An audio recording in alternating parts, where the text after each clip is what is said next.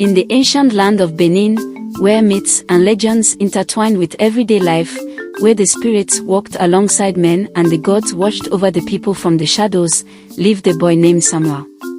Samuel was born into a poor but respectable family in a small village. His father, Gideon, was a fisherman, and his mother, Mary, was a petty trader. Though they had little, they were content with their lot, finding solace in their simple life and the love they shared for one another. Samuel, however, was different. From a young age, he grew restless, dissatisfied with the poverty and the constant struggle for survival. While his peers were content with the simple joys of life, Samuel's heart burned with an unquenchable thirst for power, wealth, and recognition. He longed to rise above his humble beginnings, to be known and feared, to command the kind of respect and influence that his parents could only dream of. In his teens, Samuel's ambition led him to forsake the values his parents had tried to instill in him. Instead of working hard and relying on honest means, he sought shortcuts. He began hanging out with older boys in the neighboring village, boys who dealt in dark, forbidden practices. They spoke in hushed tones about rituals, and the ability to summon spirits who could grant unimaginable power and wealth in exchange for certain sacrifices. At first, Samuel was skeptical, but as he watched these boys rise from obscurity to become wealthy and feared, his skepticism turned to curiosity, and then to obsession. He began seeking out knowledge about it from local herbalists and spiritualists, learning about the rituals that could supposedly bring him everything he desired. But the true price of these rituals was far more sinister than he could have imagined. One fateful night, Samuel's opportunity presented itself. He met a man known only as Osazil, a mysterious and feared Juju priest who had a reputation for dealing with the most powerful and dangerous of spirits. Osazil lived deep in the forest, far from prying eyes, and many whispered that he had sold his soul to the spirits in exchange for knowledge that no mortal man should possess. Samuel sought him out, trekking through the dense forest under the cover of darkness. When he finally reached Osazil's hut, he felt a chill in the air, as though the very ground beneath him pulsed with dark energy. Osazil welcomed him with a knowing smile, as though he had been expecting him all along. "You seek power," Osazil said in a voice that seemed to reverberate through the trees. "You seek wealth beyond your wildest dreams. But power and wealth come with a price that must be paid in blood." Samuel swallowed hard but nodded. He was willing to do whatever it took. Osazil led him into a dark room at the back of the hut, where strange symbols were drawn on the floor in white chalk, and the air was thick with the smell of burning incense. At the center of the room was a small altar adorned with skulls and bones, and the flickering flames of candles cast eerie shadows on the walls. "This is the ritual," Osazil said, handing Samuel a knife with a gleaming blade. "To gain the favor of the spirits, you must offer them the blood of a virgin. Only then will they grant you the power you seek." Samuel hesitated for only a moment before accepting the knife. His heart raced, but the allure of wealth and power was too strong. He had come too far to turn back now. Osazil instructed him to bring a girl to the hut, a young girl, pure and innocent. Samuel knew of a girl in his village, a shy, quiet girl named Esther who often wandered alone near the river. She was perfect for what he needed. The next day, Samuel lured Esther into the forest with promises of gifts and sweet words. She followed him unsuspectingly, trusting him as they had known each other since childhood. But when they reached Osazil's hut, the atmosphere changed. Esther sensed something was wrong, and fear began to creep into her heart.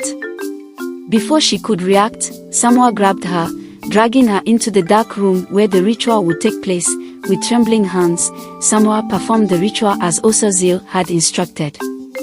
The room seemed to darken, and the very air felt thick and suffocating as Samuel offered Esther's blood to the spirits. Her cries echoed in the night, but no one came to her rescue. When it was done, the silence that followed was deafening. The spirits accepted Samuel's offering, and from that moment on, his life began to change. The wealth he had craved so desperately began to pour in. He acquired land, built a grand house in the city, and surrounded himself with luxury. His name became known throughout Benin, and people began to fear and respect him. He had everything he had ever wanted, but at a terrible cost. As the months passed, Samoa continued to perform more rituals, each one more sinister than the last. He sacrificed more girls, always ensuring they were innocent and pure, as the spirits demanded. The more blood he spilled, the more powerful he became. His wealth grew exponentially, and he was soon one of the richest men in the city. His influence spread far and wide, and even local politicians and businessmen sought his favor, but with each sacrifice, Samoa felt himself slipping further into darkness. His soul grew blacker with every life he took, and the guilt that gnawed at him began to twist his mind. He had nightmares, terrible, vivid nightmares of the girls he had killed, their ghostly faces haunting him at every turn. They appeared in his dreams, reaching out to him with blood-stained hands, their eyes empty and accusing. To drown out the guilt, Samoa threw himself deeper into his dark rituals, hoping that the power and wealth would numb the pain. He built a shrine in his home, dedicated to the spirits who had granted him his desires. He spent hours there every night, performing incantations and offering blood to ensure that his fortune never faded. As Samoa's wealth grew, so did his greed. He became obsessed with maintaining his power and ensuring that no one could ever take it from him. He no longer cared about the lives he destroyed. He saw the girls as nothing more than pawns in his quest for dominance. His heart had become cold, his soul corrupted beyond recognition, but the spirits, as powerful as they were not to be trifled with. They had given Samoa what he wanted, but they were not benevolent. They had their own agenda, and they had been watching Samoa closely, waiting for him to make a mistake. One day, Samoa set his sights on a new target, a beautiful girl named F. She was different from the other girls he had sacrificed. She was strong-willed, confident, and carried herself with an air of mystery. Samoa was drawn to her, not just because of her beauty but because he sensed that there was something special about her. He watched her from afar, learning her routines and waiting for the perfect moment to strike. Little did Samoa know that F was the daughter of a powerful Juju man named Bobolola, a man who was feared and respected throughout the land. Bobolola was known for his deep connection to the spirits and his ability to command them with ease. He had protected his daughter from harm all her life, using powerful charms and spells to keep her safe from evil forces. When Samoa finally made his move, luring F into the forest with promises of gifts, he felt a strange unease. Something was different this time, but he pushed the feeling aside. He was confident in his power, believing that no one could stop him, but as Samoa began the ritual, something went terribly wrong. The spirits, who had always answered his calls without question, suddenly turned on him.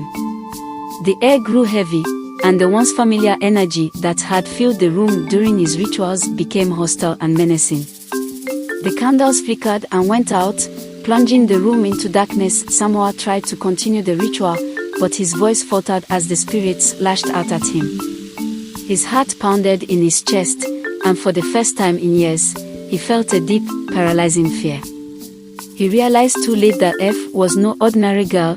She was protected by powers far greater than his own. As Samoa struggled to regain control, the door to the room burst open, and Bobolola appeared, his eyes glowing with fury. His presence was overwhelming, and the very ground seemed to tremble beneath his feet. "You dare to try and harm my daughter?" Bobolola's voice boomed through the room like thunder. "You who have taken so many innocent lives for your own selfish gain. The spirits have turned against you, Samoa. Your reign of terror is over." Samoa fell to his knees, trembling in fear as Bobolola raised his hands. The spirits, once loyal to Samoa, now swarmed around him, their angry whispers filling his ears. They tore at his soul, stripping away the power and wealth they had once granted him. Within moments, everything Samoa had gained was gone. His grand house crumbled to dust, his bank accounts emptied, and his fine clothes turned to rags. He was left with nothing but the weight of his sins and the knowledge that he had brought this upon himself. Samuel's downfall was swift and merciless. The once feared and respected man was now a broken shell, wandering the streets of Benin with nothing to his name. He had lost everything.